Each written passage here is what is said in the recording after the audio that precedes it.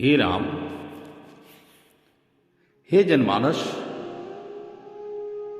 मैं एक बात कहूंगा आप सभी से। क्या संत गोस्वामी तुलसीदास जी ने कभी सोचा भी होगा कि एक दिन हमारे ग्रंथ को लेकर इतनी टीका टिप्पणी और इतने हंगामा होंगे? एक बात है जनमानस, हमें आप बताइए, कोई संत क्या कभी कोई भेदभाव करता है? जो सच्चा संत होगा वो कभी भेदभाव नहीं करता है। जो नकली संत होगा वो हमेशा भेदभाव करेगा। वो स्वामी तुलसीदास का अगर आप जीवनी पढ़िएगा तो आपको पता चलेगा कि उन्होंने कितने परिश्रम, कितने संकट बचपन में देखे और उनको गुरु मिले, शिक्षा मिली और अयोध्या से लेकर काशी तक आए और उन्होंने श्री रामचरितमानस की रचना की। हनुमान जी का दर्शन किया, उनके आशीर्वाद से इस मानस की रचना की। अब रहा सवाल कि ये मानस की रचना उन्होंने क्यों की? पहले से तो रामचरित्र में वाल्मीकि रामायण, आनंद रामायण, अध्यात्म रामायण, कितने रामायण पड़े हुए हैं, लेकिन फिर भी गोस्वामी जी ने अवधी भाषा में लिखा था। इसका कोई प्रयोजन जरूर होगा। मैं समझाता हूं आपको उसका प्रयोजन। जो ब्राह्मण जाति में लोग रहे हैं शुरू से, वो सब संस्कृत के जानकार रहे हैं। आदर्श जातिया के लोग संस्कृत पढ़े या ना पढ़े, लेकिन ब्राह्मण संस्कृत जानते थे। अब गोस्वामी तुलसीदास जी को हनुमान जी से जो प्रेरणा मिली, आदेश मिला, उसमें था कि जनमानस राम की उपासना करे, इसलिए कि राम किसी में भेदभाव नहीं करते हैं। राम हरि के वो अवतार हैं जो किसी से भेदभाव नहीं करते हैं। क्या सर्वज्ञ ईश्वर जो होगा किसी से भेदभाव करेगा? जिसकी सृष्टि ही उसकी अपनी है, सारे जीव ही उसके अपने हैं, वो क्या भेदभाव करेगा? ये तो मूर्खता है हमारी और आपकी, जो हम ऐसा सोचते हैं। तो गोस्वामी तुलसीदास जी ने जो रामचरितमानस लिखा वो सब जन जन के लिए लिखा। हनुमान जी ने उनसे लिखवाया कि देखो भाई, ये संस्कृत में तो ब्राह्मण लोग पढ़ लेते हैं, लेकिन जो कम पढ़े लिखे लोग हैं, जो संस्कृत को नहीं पढ़ सकते हैं, वो भगवान की स्तुति पाठ कैसे करेंगे? तो इसके लिए अवधी भाषा में श्री रामचरितमानस की रचना वो स्वामी बाबा ने किया। ये जनमानस के लिए किया। अब रहा उसमें कुछ लाइन, तो मैं अलग एक वीडियो बनाऊंगा उस सुंदरकांड के उस लाइन पर, और बीच में कुछ जातियों शब्द का जो उल्लेख है उस पर भी मैं एक वीडियो बनाऊंगा। लेकिन उसके पहले मैं एक बात पूछना चाहता हूं भारत के उस सनातनी सभी लोगों से कि आज जो बवाल हंगामा हो रहा है, तो आप अगर सिद्ध है, हनुमान जी से बात होती है, तो आप हनुमान जी से पूछ क्यों नहीं लेते हैं कि हे हनुमान जी, ये सुंदरकांड में या रामचरितमानस में जो यह प्रसंग लिखा गया है, इसका कारण क्या है? ये क्या बाबा गोस्वामी तुलसीदास जी ने लिखा था कि बाद में किसी ने जोड़ दिया? तो मेरे इस बात पर सब खामोश रहेंगे। सब सिद्ध पुरुष अपने आप को कहते हैं, लेकिन सब खामोश रहेंगे। कोई गोस्वामी तुलसीदास जी के सोल से, उनकी आत्मा से, वो जिस लोक में, जिस अवस्था में वहां पहुंच सकता है, या अपने इष्ट से पूछ सकता है कि बाबा ने लिखा था या इस लाइन का क्या मतलब होना चाहिए? सभी अपने आप को सिद्ध पुरुष ही कहते हैं। इतने विवाद है, इतने झंझट हैं, फिर भी किसी के पास जवाब नहीं है। लेकिन मैं उस जनमानस आप सभी से कहूंगा कि आप श्री रामचरितमानस का अपमान न करें। ये मनुष्य मात्र के लिए है। जो श्री रामचरितमानस का सच्चे दिल से पाठ करेगा उसको अर्थ धर्म काम मोक्ष की प्राप्ति होगी, इस बात की गारंटी है। आप करके देखिए। इतने विवाद करने के बाद जो हम फंसे रहते हैं, इसीलिए तो कोई चीज लाभ नहीं होता है।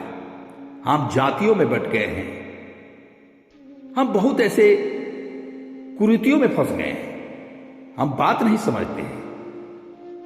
ईश्वर के और संत के नजर में कोई जाति किसी के लिए नहीं है, और गोस्वामी तुलसीदास जी भी ऐसा नहीं कर सकते हैं। आपको मालूम है कि उसी काशी में रविदास हुए थे, रविदास, जो सदेह राम की मूर्ति उड़कर चली आई थी राजा के सामने, काशी नरेश के सामने, जो रामानंदी स्वामी मठ में एक तरफ कबीर शिष्य थे, एक तरफ रविदास। जाति की बात मत कीजिए। ये समाज को तोड़ने के लिए जाति की बात होती है, नफरत फैलाने के लिए जाति की बात होती है। सभी का महत्व है। मैं 4 वर्ण पर जो इतने गलत गलत बातें चलते हैं, मैं उस पर भी समझाऊंगा शास्त्र की बात की 4 वर्ण का क्या मतलब है। हमने कितने प्रपंच रचे हैं समाज में। हम मनुष्य को तोड़ तोड़ तोड़ तोड़ कर आज कितने धर्म पैदा हो गए। क्या कारण है? ब्राह्मण का अपना मान प्रतिष्ठा है समाज में, उन्होंने बहुत कुछ समाज को दिया है और सभी जातियों ने दिया है।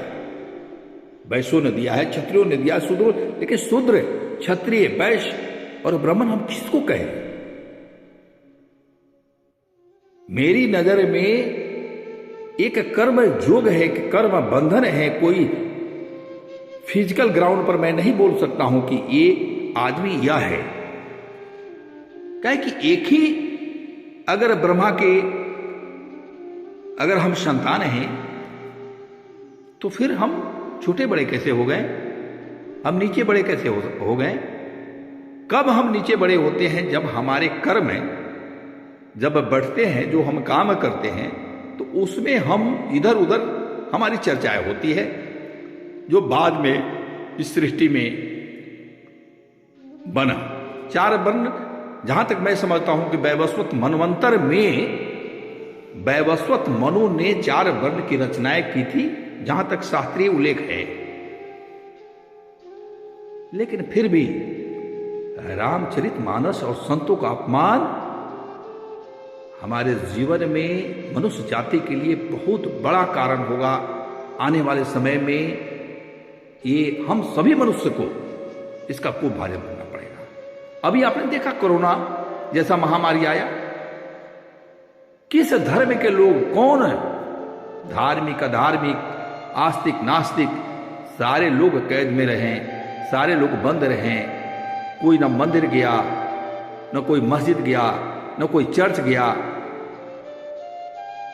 ये ईश्वर की तरफ से एक घोषणा थी, एक प्रेरणा थी कि हे मनुष्य, आपको कहीं कुछ प्राप्त नहीं हो सकता है अगर आप अपने अंदर शांति की स्थापना नहीं कर सकते हैं, एकाग्रता की स्थापना नहीं कर सकते हैं, अपने अंदर की खोज नहीं कर सकते हैं, अपने घर को नहीं संभाल सकते हैं, तो भला ये सब घूमने से आपको क्या मिलेगा? इतने साल हम कोरोना में बंद होकर रहे, हम समझे नहीं अभी तक कि मनुष्य का जीवन कैसा होना चाहिए। तो किसी संतों का अपमान न करें। आज देखता हूं एक संत दूसरे संत का अपमान करते हैं, मैं उनको संत कैसे बोलूं? कभी कोई संत किसी दूसरे संत का अपमान कर ही नहीं सकता है। संत का मतलब है कभी किसी से न ईर्ष्या करना, न घृणा करना, न किसी का अपमानित करना। और जो अपमान करते हैं या किसी के बारे में गलत बोलते हैं, वो संत तो हो ही नहीं सकते। वो तो सब पूर्व जन्म के आध्यात्मिक और पुण्य कमाए हुए लोग हैं जो इस जन्म में गंवा रहे हैं, अधोगति को प्राप्त होंगे। ऐसे ऐसे दुष्परिणाम, ऐसे ऐसे लोग मैंने देखे हैं। आप भी देख, हे जनमानस, आप भी देखिए गौर से। संत प्रेम बांटते हैं, घृणा नहीं। संत दया बांटते हैं, ईर्ष्या नहीं। संत सबके हैं, किसी एक के नहीं। संत के दरबार में जब आप जाते हैं, गुरु के दरबार में आप जाते हैं, तो सब पर एक ही करुणा बरसाता है। इसलिए कि ईश्वर का प्रतिनिधि जो है वह संत ही होता है। ईश्वर का एक स्वरूप संत ही होता है। कोई व्यक्ति संतत्व जब प्राप्त करता है तो एक तरह से वो ईश्वरीय गुण को धारण कर लेता है। लेकिन किस संत की बात करते हैं? नफरत फैलाने वाले, घृणा फैलाने वाले। इसीलिए गोस्वामी तुलसीदास जी एक ऐसे संत हुए, और मैं इसके बाद वीडियो निकालूंगा ढोल गवार शूद्र वाला पर और जातियों के बारे में।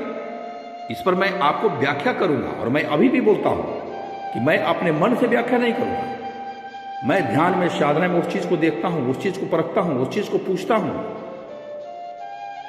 और तब मैं बोलता हूं। और मैं इसीलिए कहता हूं कि इतने बड़े बड़े लोग जो बोलते हैं तो वो पूछना चाहिए कि भाई क्यों इतना बवाल हो रहा है। लेकिन फिर भी हे जनमानस, जात पात का जो भी लफड़ा है करते रहिए, मुझे उससे कोई मतलब नहीं है।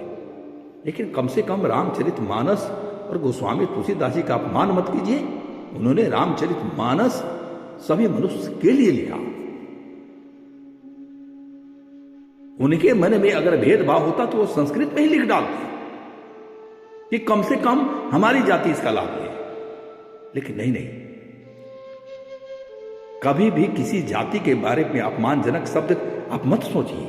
हर जाति अच्छी और बुरी है, कोई एक जाति को आप गलत नहीं ठहरा सकते हैं। सब जातियों में कमी है, सब जातियों में अच्छाई है। तो संत ऐसा नहीं सोचते हैं। और भारत के लोगों को खासकर मैं बोलूंगा कि रामचरितमानस एक ऐसा ग्रंथ है कि अगर हृदय पर रख लीजिए और अगर आप उनके प्रति आपकी आस्था और श्रद्धा हो जाए तो आपका चिंतन धारा बदल जाएगा। आपका जो नकारात्मक चिंतन है वह बदल जाएगा। हमने किया नहीं पाठ, हमने भक्ति की नहीं, और हम कमेंट करते हैं कि भगवान कुछ नहीं देते हैं। हम तो ऐसा लीला देखे हैं श्री राम प्रभु का, जो वीडियो बनाए तो कम से कम 10-20 वीडियो बनाने पड़ेंगे। तो कम से कम आप इस पर रोक लगाइए। जय श्री राम।